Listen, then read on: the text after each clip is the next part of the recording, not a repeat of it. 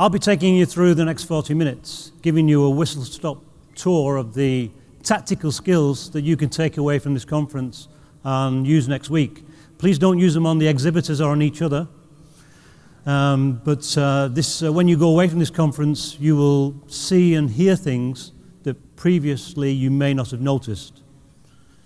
Now, I'm amongst professionals and some very good experts, and some of you have seen some of this material in Southeast Asia and in Brussels, where we featured some of the activity. I'm going to take this a step further and lead you into the key scientific pieces that can help you get to the truth. So some people call me a professional lie detector.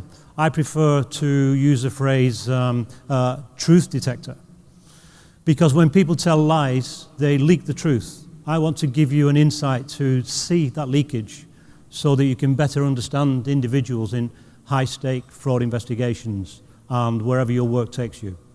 Also your personal life, we'll be careful on that side. So I'm starting with an ethical message.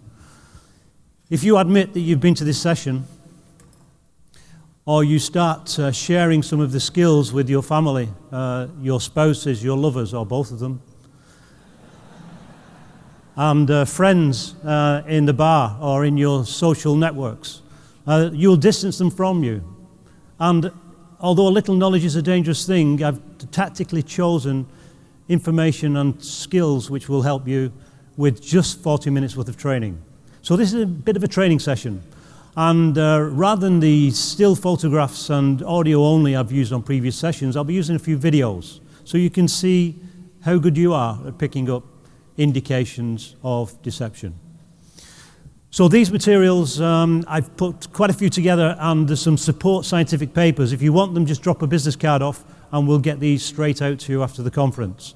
But the materials that you use and see are protected with copyright, so please just use them for your own investigations and interviews.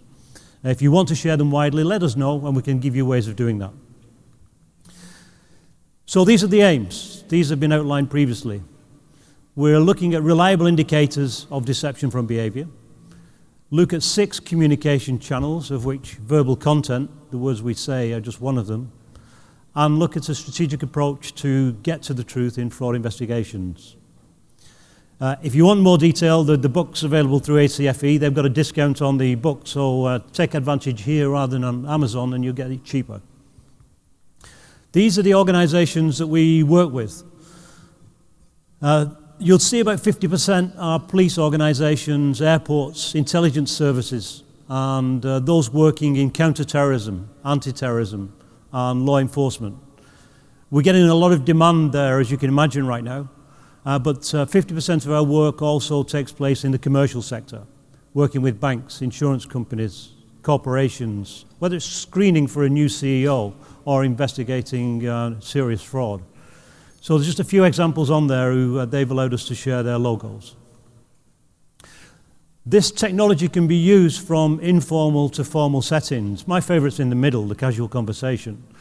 But from the indirect passive observation of behavior, whether that's a quarterly earnings call, or it's a CEO of an organization or a CFO making a claim about the present or future performance of a business. This technology can be used to work out the credibility and truthfulness in those statements. The care with the exclamation marks is there because I've been doing this for 27 years. And the best I can do at judging truth and lies from a passive video or a passive audio is about 65%. That's not good enough for high-stake decisions. So you need corroborating evidence.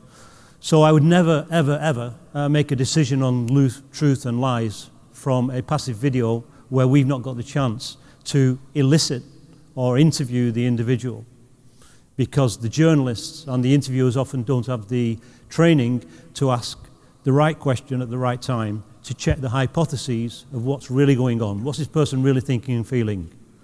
But casual conversations are very useful because those are when people are relaxed. You need people to be relaxed for you to see the indicators that's created by the anxiety of deception when stakes are high.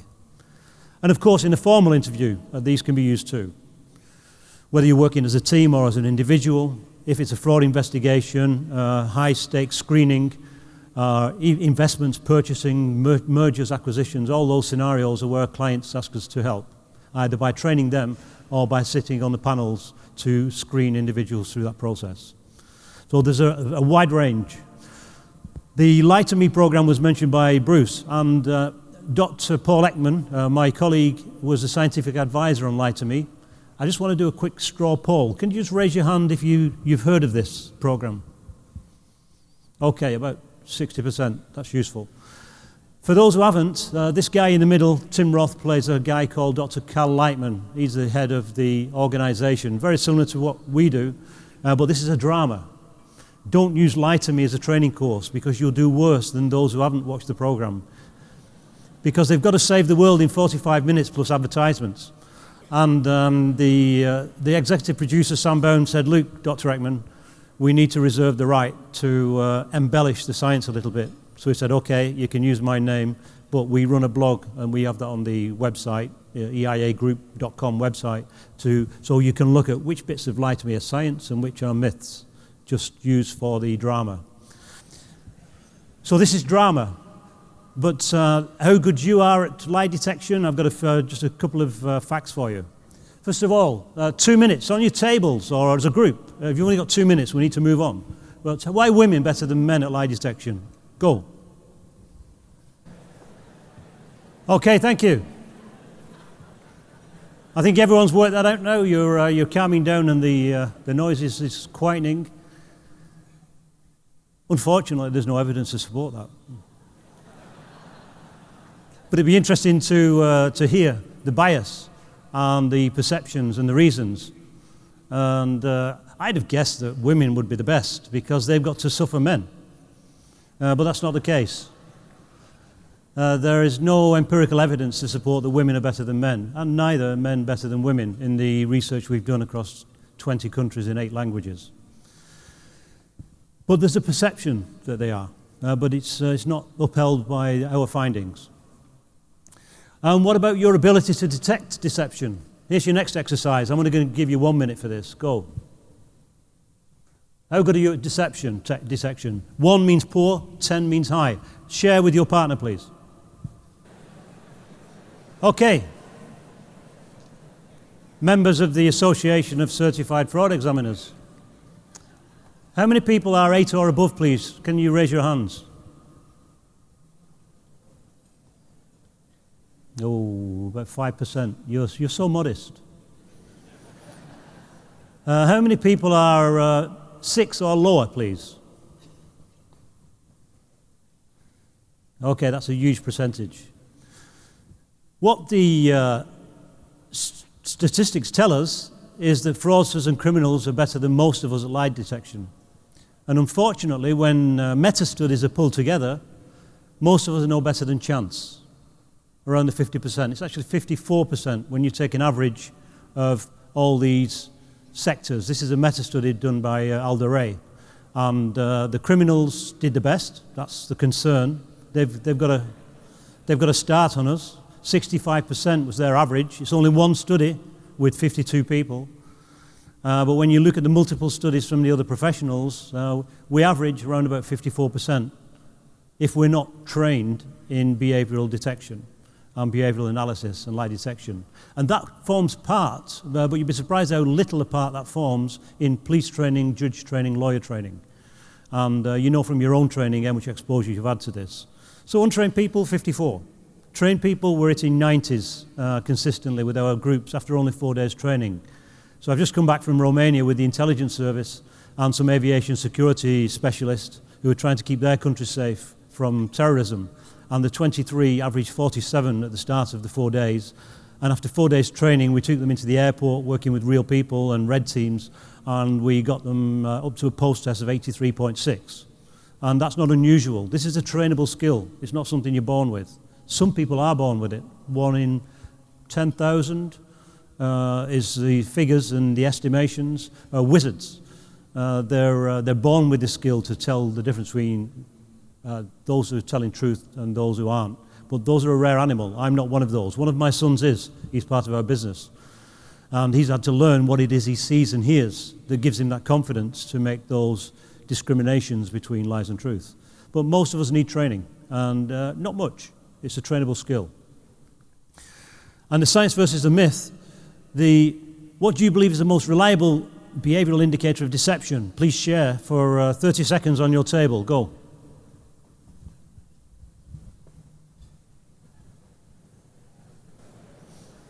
Okay, thank you.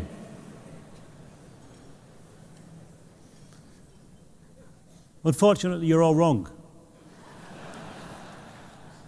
And the reason is, I've steered you a little bit with a reliable indicator. There is no single reliable indicator of deception. There's no Pinocchio's nose. However, there are some reliable indicators which, when clustered together, can give you a lot of confidence whether someone is telling the truth or lying about their historical story, about their identity or their future intent, which is handy in much of our work. And the reason is a polygraph doesn't pick up lies, it picks up anxiety. And are you anxious because you're being wired up to a machine? It's like my mother going through the airport Green Channel. She's anxious without carrying 3 bottles of whiskey. Or are you anxious because you fear being disbelieved because you're telling the truth? False positives. Or are you anxious because you don't want to be caught telling a lie? True negative. So those are the 3 hypotheses that need checking out, and the polygraph can't do that. And the National Research Council supports it with about 12 to 16 pieces of good research about the usefulness of the polygraph. It does have its uses with guilty knowledge tests and concealed information. However, in a general sense, relying on a polygraph needs to be approached with some caution. And the reason that when we tell lies, we leak the truth, can be illustrated with this picture. When we tell lies, we leak the truth. So that's important. People think that individuals leak lies. No, the lies usually come in the form of words. It can be symbols, can be emblems, but most of the time it's in the form of words. And they're often believed because our teachers and parents tell us, listen to the words I'm saying. And often the leakage comes from the other channels, which I'm going to share with you. And the reason that does that is because the autonomic nervous system reacts within about 400 milliseconds to display the emotions you're really feeling, whether you want to show those or not. So not like a reflex where you strike the knee and that's just a short signal to the spinal cord and back out. That's not an emotion. But when we're triggered into an emotion, someone angers us within 400 or 500 milliseconds, we get a reaction from the body. It's orchestrated. Our blood flow, our breathing patterns, our perspiration, and everything which supports the action you need when you're threatened is supported by the body without thinking. And those signals are valuable to the behavioural analyst. So you might strike someone within 3/4 of a second of the stimulus, the confrontation, or insulting your partner, or trying to hurt your children. But if you can be aware of that happening and you can manage the emotion, you can respond rather than react. React is what chimpanzees do. We've been gifted with a prefrontal cortex, which can help us to just send it around the brain another time. Only 1 second, you don't need to count to 10. 1 second to think about, is what I'm going to do now appropriate? And that means you can respond. You may still choose to strike, but that's a choice rather than the chimpanzee working and overpowering you. So those reactions are coming from deep inside the emotional brain. And it's not just the content, the words that are being said, but the verbal style, the way we speak, the voice, the music of the voice, the speed, the rhythm, pitch, volume, tone, is affected by the emotional reactions that are going on in our autonomic nervous system. You've also got the facial expressions, body language, and psychophysiology. In the paper that we've published and had peer-reviewed, we've got all these detailed with all the examples, and those are in the public domain. So you can get those. Just let me know, drop me an email address, and you can have all the detail. But I'm going to cover a few of them now for you. You'll see a diagram where when emotion, what you're feeling, and what you're thinking, cognition, are at odds with each other because you're making up a lie, you're fabricating a story, you're covering the truth, then that leakage comes out from one of those 6 channels. And if that leakage is inconsistent with the account, baseline, and context, the story they're telling is the account, the baseline is the idiosyncratic behavior of that individual. We all have tics and behaviors. We need to calibrate and check the baseline. If it changes and moves from that baseline, it's an indicator. And does it fit with the context? If you've been interrogated with a oppressive interview style, you're going to create leakage, but it's not because they're deceptive always, it's because they're reacting to the oppressive interview style. So that creates pins, points of interest. The problem is, when you're dealing with an individual, that data is coming at you like a fire hose, and we need to narrow it down for you. So the research paper I'm sharing with you will give you a picture of these points of interest, which is a behavioural indicator from one of the 6 channels, which is inconsistent with the ABC. And there's 27 of them that are very reliable and substantiated by science. And it looks like a paper like this. You won't be able to read that from the front, never mind the back. But there's a list of 27 indicators down the left, and this was used in high-stake criminal situations where criminals or innocent people were making appeals for the return of a loved one, like the Susan Smith scenarios, where someone's gone missing when really the perpetrator is sat in front of the camera trying to make an appeal to find out who did it. So with 73 we studied, and half were telling the truth and half were perpetrators, and these criteria separated the wheat from the chaff, the good guys from the bad guys. Most of them were guys, some girls. So that's been published and that's available to you.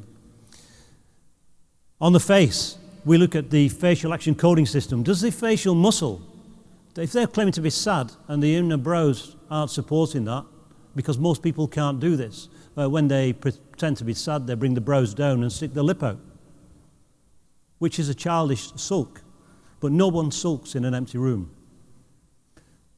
This is an indicator for attention, where sadness is a felt emotion. So if someone is feigning or feeling an emotion, you can see it if you learn these muscles, and I'm going to whiz you through these and test you on a video. The duration of an emotion, they're quick, they happen to us, they're unbidden, and they last between 1.5 and 6.5 seconds.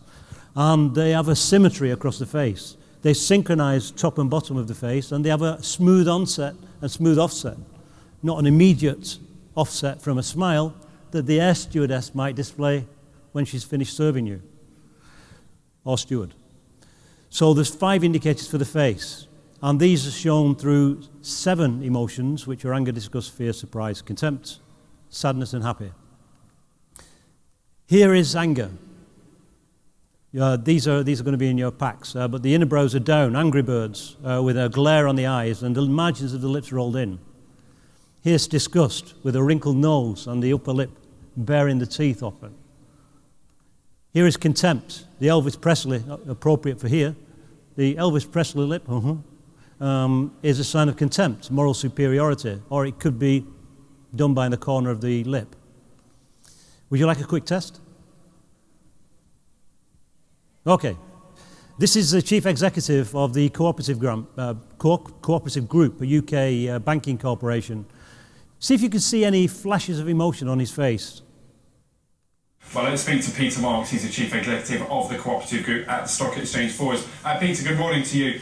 Now, just looking at your results that you've published this morning, last year you had record results, profits up there almost 50%, but you've called this some of the worst trading conditions you've seen in your history at the firm. Are there any signs out there that it's getting better? I wish I could say there were, but in the short term, which is the next 12 months, we don't see many signs of the consumer being more confident. Now, the update on your supermarket business, of course, still challenging out there as you talk about because consumer spending is squeezed. Your banking division doing a little better though. Just talk us through some of these figures. Yeah, well, as you say, overall, a 6% fall against what was a record year last year, we think, in the context of the economic climate, is pretty good. So a 6% fall is pretty good. So why did his face go like this? So when we see that leakage of scorn, it's called in the US, in the UK that's catching on now, which is a blend between anger and disgust. So when we see anger and disgust, like on the left there, when he talks about the next 12 months, or the consumers, if only they keep spending, we wouldn't have this problem. He blames the consumers. He's got this moral superiority towards this is the public's fault, not his. And he flashes this again when he talks about the next 6 months, which is pretty good, but his face doesn't say so. It says he's angry and disgusted at the point he's saying those words. Now, the journalist, I was screaming at the TV at this stage, this was 3 years ago, to say, ask him who do you blame for this? Ask him who you blame for this. But that didn't come out on the interview because these signs weren't picked up on. So this can help you to look at who's involved, who's not involved, and how they're feeling about what's happening. Finishing off these 7 expressions, you've got surprise, a quick flash of the face, which is quite easy to see. This lasts for 1 second. Any more, and they're probably feigning it as a signal to try and make you think they're surprised. So this is useful. Everyone can do this, but if it lasts for more than 2 seconds, there's deception probably at stake here. But they might be doing it for a good reason. My wife does a birthday surprise party, but I found out I don't want to spoil it for her. So my best thing to do is do a genuine expression, not a fake one. So fear is a tension which shows across. The eyes are still wide, the brows go up and they squeeze together, and the mouth goes back with the risorius muscle towards the chin bone. And we can see it intuitively, but you'd be surprised how many people miss these expressions when they happen quickly. And sadness, that's what real sadness looks like. Brows up and the mouth corners down. That's genuine sadness. And if you hold that, don't hold that. I don't want to spoil the conference for you. But if you hold that for 7 to 10 seconds, it will put you in a sad state. Because the face is hardwired to the emotion creates the face. And therefore, when people feel sad, they show it. When they're feigning sadness, often it doesn't look like this. It is asymmetrical, the mouth isn't involved, and it's not connected together. So you're looking for this synchrony across the face and with the rest of the body. Where happiness is quite easy. We can all do the mouth, but you'd be surprised how many people can't wrinkle the orbicularis oculi muscle around the eyeballs unless you're really feeling happy. So just forcing the mouth up is a social smile. But if you're feeling happiness, the eyes will crinkle, so you know whether they're feeling happy. So these look the same, but the one on the left is felt, the one on the right is feigned. The body language, there's 120 books that I've studied, and 90% of them are misleading. There's only 5 reliable indicators on the body language. Be careful you don't get drawn away with nose and neck rubs and feet pointing towards the door and so on. Gestural slips are interesting. If people suddenly, they're pushing the spectacles up and they suddenly switch to their middle finger, that's gesture. They probably don't know they've switched. If you just have a look at Senator Obama flipping the bird on YouTube, you'll find some good examples. But often these gestural slips, the ones I'm finding most often are these, yes, I can certainly do that, with a slight head shake, no. Or, no, I didn't do it, with a slight head shake, yes. Or the shoulder shrug, which is, I have no idea what I'm talking about. If someone is saying something positively and that leaks on one shoulder, yes, I can do that. They often don't know they're doing that. That's a gestural slip which contradicts a positive statement, and you should listen to the body. Sometimes that shrug comes in the form of a hand gesture, and when they're clamping the body so they don't leak, you often get this little rotation of the palm, and you just see the thumb move, 1/2 inch to 1 inch. That's part of the big gesture, but it's a gestural slip. We code it B1. It's one of the key reliable indicators about what someone's really thinking and feeling. And if it contradicts the words, you've got a hot spot there, a pin, point of interest. Illustrators, we look for them being synchronized, or changes, increase or decrease. There's no absolute. Illustrators or manipulators, one body part touching another, does not mean deception.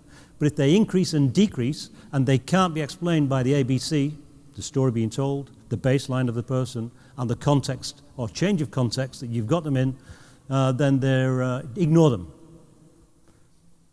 Tension, body tension, if they suddenly clamp up with their legs wrapped around the chair, then that's useful. And the eyes, blinking rates can help us.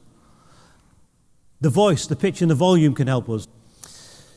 We've got other channels which are style, the flow of the speech, evasion and impression management. These are all explained in the book and the free material I can send you.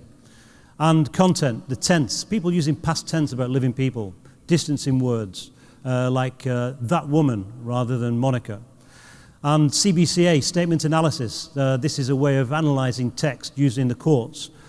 Statement validity assessment forms part of the recipe we need to use. And verbal slips when you're trying to hide the truth. We look at galvanomic as well, and the heart rate and temperature. You can see this on foreheads. You can see breathing rate changes. You can see people swallowing. You don't need gadgets to pick up these signals, and they form part of the recipe. But the key is, and to round off before I test you with a final video, the clusters are key, and we're looking for 3 indicators across 2 channels within 7 seconds of a probe or a question. If you don't see those clusters, if you only see 1 indicator, ignore it. 2 indicators, ignore it. But if you've got 3 indicators of the ones we've listed, they happen across 2 or more channels, corroborated, within 7 seconds of a stimulus, it's highly likely connected to your stimulus. And if those are indicators that cluster, then it's highly likely to be deception. Because everything happening within 7 seconds from the question finishing off, left to right there, is highly likely related to your stimulus. After that, they're in charge because they're telling you their story the way they want to tell you. So here's Ian Huntley, a guy who killed 2 young girls in his school, to wrap up. And just see if you can see any signals from the ones we've just highlighted in this very short video. He only says 3 words. Throughout any of this, Ian, was there any occasion that you actually came into contact, physical contact, with the girls? Physical contact? Okay. What we had there was a range of 8 indicators across 3 channels. He increased his manipulators, his body went back. He repeated the question back to buy himself some. He heard the question, and he claimed not to understand the question. The body tension, the single-sided shoulder shrug, and the volume went down like Cato. Physical contact, no, by about half. And the head shake said no, and then did the head shake afterwards. So that's 8 indicators from 3 words. Convincing. This points of interest now make this person a person of interest, and can give you the confidence that there's something major happening here. And part of the secret to getting to that point is the funnel that we've got in our associated papers, which you, I guess, using all the time, of moving from the general, getting the story. There are good closed questions. Some people say don't use closed questions, but asking someone at the end of your 10-minute interview, are you telling me the truth? Yes. Is this a true story? No. The number of times we see that, or the shoulder shrug, is huge so when you use closed questions. So don't read the textbooks that say only use open questions. Closed questions are good if you bring people down the funnel into the tactical closed questions at the end. Thank you very much.